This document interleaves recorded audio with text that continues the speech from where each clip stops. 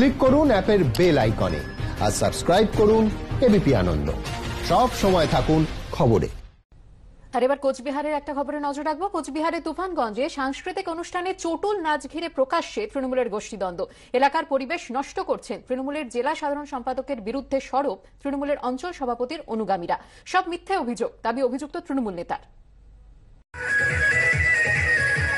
সাংস্কৃতিক অনুষ্ঠানের মঞ্চে চটুল নাচ।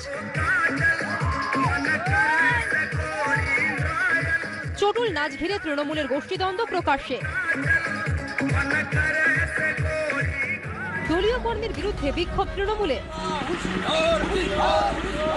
ঘটনাস্থল কোচবিহারের তুফানগঞ্জের দেওচড়াই গ্রাম পঞ্চায়েত এলাকা। তৃণমূলের অঞ্চল সভাপতি মুজিবুর রহমানের অনুগামীদের দাবি, শনিবার স্থানীয় বাজারে সাংস্কৃতিক অনুষ্ঠানের আয়োজন করে দলের জেলা সাধারণ সম্পাদক ফারুক মণ্ডল। সেই সাংস্কৃতিক অনুষ্ঠানের মঞ্চে শুরু হয় চটুল নাচ।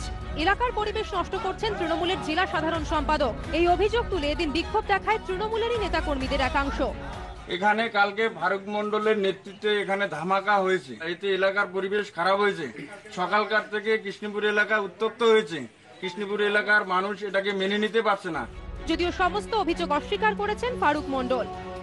কৃষ্ণপুরে কোথায় কোনো চটুল নাচ হয়েছে এরকম কোনো খবর আমার কাছে নেই। কেউ যদি অভিযোগ করে থাকে সেটা হাস্যকর এবং ভিত্তিহীন অভিযোগ। কোচবিহারে তৃণমূল কংগ্রেসের গোষ্ঠীদ্বন্দ্ব নতুন নয়, আর এবার চটুল নাচ নিয়ে গোষ্ঠীদ্বন্দ্বে অস্বস্তিতে শাসক দল। শুভেন্দু ভট্টাচার্যের রিপোর্ট, এবিপি আনন্দ, কোচবিহার।